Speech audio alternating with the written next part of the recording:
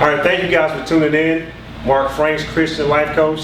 Today we're going to be talking about race in America. I'm going to try to do this pretty fast. I'm going to give you guys 3 points, and we're going to go over the 3 points. Next video I make is going to be about Black Lives Matter, the good and the bad. And I want to really expound on that. But for this video, let's talk about race in America. Let's see how we can try to come together and fix this issue that has plagued our society for a while. All right, so the first one I want to start with race in America. I want to start off with under the rug. I'm going to talk a little bit about how racism has been under the rug in today's world, and which is true. Racism does exist. It's just been kind of thrown under the rug. The next we're going to talk about separated, how a large amount of a population between white, black, even Spanish, Asian, a large amount is still separated. So we're going to talk about the separation, what we can do to try to come together. And the last point here I want to talk about is fear the unknown. We're talking about people who need to be a little bit more open-minded and venture over to and look at different cultures and experience different cultures. So let's get started here. Guys, if you have any questions or concerns, I'm pretty sure you might on this one, please leave me a comment below and we'll talk. If you want to debate racism now, it's not politically correct to just go out and say and blatantly say I'm racist, I don't like this, I don't like that. So it's not very popular to do that anymore. So people abstain from doing it. People don't do that. White, black, Spanish, or Hispanic, they don't do that. I see more racism on the computer, behind the computer, or people typing. You can go any topic or any video that's a racial video or racial topic, and you'll see that when you look at the comments, you see a lot of racial comments. You see a division, great division, usually between blacks and whites in racial comments, and then you look at it, boom, that's what the racism is. It's not very widespread in the open anymore. It's behind closed doors. People are still racist out there.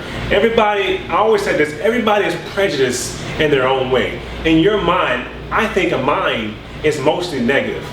We think of mostly negative thoughts. So everybody has thought of a racist thought. Probably within a year or the last 2 years, people think of racist, it's a prejudice. Everybody has prejudice in their own mind. All right, it just becomes racist when you speak it openly and when it becomes hate in your heart. But everybody's prejudiced about different things. All right, but the main thing is people, they put racism under the rug now. They're in denial. Some people are like, oh, racism really doesn't exist.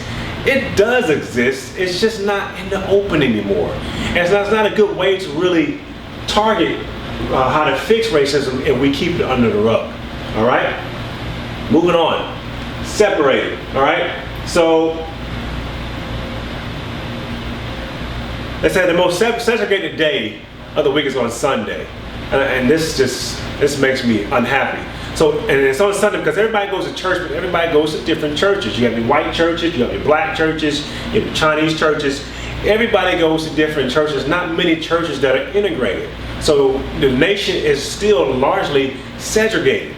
They're still separated, and that's a major issue. If we are to fix racism in America, just like Martin Luther King was doing, we have to become integrated.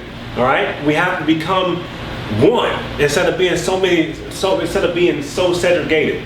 And it's not just the most integrated place I usually see is the workplace. But what is the workplace motivated by? The workplace is motivated by money. So we have to be there. We have to try to come together and coexist together for financial purposes. But when you leave, I don't see many clubs. When I go to clubs or when I go to there's different events, different restaurants, I see a majority of one race. I don't see a large integration. Of course, when you go to the malls and all that, you'll see more integrations, but actually coming together to socialize, I see more of a separation or segregation. All right, so to fix racism, we have to become more integrated. And a lot of that has to do with and going to the next one, the fear of the unknown. All right, people are not linking together because it's the fear of the unknown. A white person won't go into a black person neighborhood or study a black person's culture because it's mainly because of fear of the unknown. A black person won't go into a white person and study their culture because it's mainly a fear of the unknown. They're not being open-minded. They're closed-minded. They're comfortable where they're at. Where in reality, we all need to try to be outspoken or not outspoken, and kind of almost an extroverted and integrate with people and socialize with people and be a little bit more open-minded. So instead of just all black clubs that you've been used to your whole life, go to white clubs, go to white events, socialize, get to know a different culture. Instead of white culture, white events that you've been with all your life, go to black culture, go to black clubs or places and get to know them. All right, so there's a separation there because the people are not open-minded. It's fear of the unknown. Even on meetup groups, I'll go to different meetup groups and the population is mainly white or mainly black. Sometimes there's some mixtures out there, but it's still separated. It's because people are not open-minded and not willing to get out there and expand their horizon. All right, and all this under the rug, separate and fear the unknown is linked to media. All this is linked to media because in reality, we all nowadays know each other through media.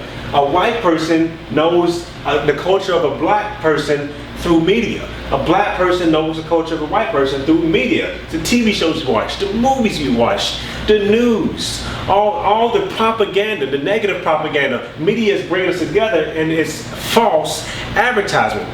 So let me give you an example. All you see just about in the media is black people in hoods and black people being gangsters, which in reality that's not really true at all. And all you see in the media about white people are stuck up. White people they tend to hate black people. They tend to be rich-minded and all that, which is not true. But media portrays that, and then everybody links in through media, through computers and TV, and that's what they think the majority is. And that's the disparity in this country. We have to really get out there together. Well, maybe get your church involved and let's get more Caucasians. If you're a black church in attendance, let's get more. If you're a white church, let's get more African Americans. Let's come together as a nation, as one. That's why I'm going to talk about the Black Lives Matter, that there's good parts and there's bad parts to it. All right, because we are one nation. The United States is strong because we have came together, and it wasn't an easy process at all. But we are one of the strongest nations in the world because we have integrated together. All right, we've become a melting pot of our cultures. But if we stay segregated and we stay separated, it weakens us. Our strength is in our integration. All right, that's what I have for today. It's getting hot out here. It's hot in my garage. Race in America. 3 simple things to fix that is under the rug. Separate and fear the unknown. If we fix that, guys, racism in America will be a lot better. This is just a start, and let's try to do this together. Next video is about Black Lives Matter, guys. You don't want to miss that. You have a good day.